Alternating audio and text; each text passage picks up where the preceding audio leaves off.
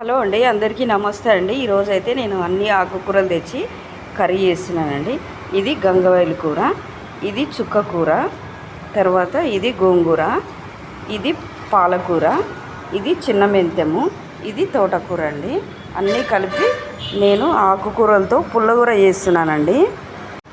ఆకుకూర పుల్లగూరకు సంబంధించిన ఐటమ్స్ అండి. 2 ఉల్లిపాయలు తీసుకున్నా, 4 స్పూన్ల కారం తీసుకున్నా, గుప్పెడు పచ్చిమిరపకాయలు తీసుకున్నా, 1 ఎల్లుల్లిగడ్డ, 5 టమాటాలు తీసుకున్నా.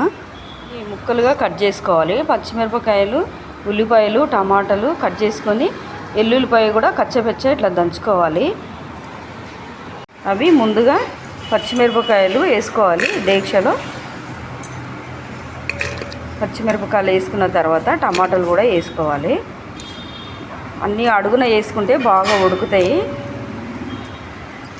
అన్నీ వేసుకున్న తర్వాత కడుక్కున్న ఆకుకూర ఇప్పుడు డేక్షలో పెట్టుకోవాలి.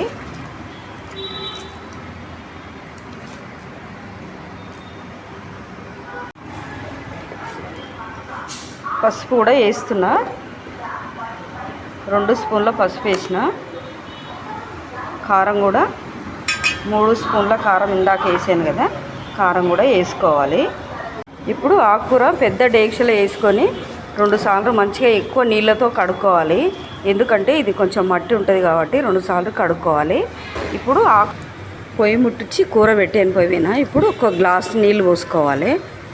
పోసుకొని బాగా ఉడికించుకోవాలి.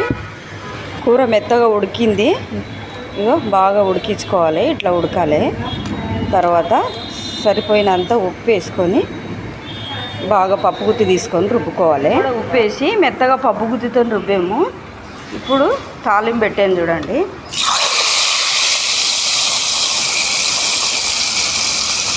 ఎండుమిరపకాయలు, జీలకర్ర ఆవాలు, తర్వాత ఎల్లుల్లిపాయలు, కరివేపాకు. పుల్లగూర అయితే రెడీ అండి. కూర అయితే చాలా బాగుంది. ఈ కూర జొన్న రొట్టెలకైనా బాగుంటుంది, చపాతీలకైనా బాగుంటుంది, రైస్లకైనా బాగుంటుంది. నచ్చితే మీరు కూడా ట్రై చేయండి. లైక్ చేయండి, షేర్ చేయండి. Thank you.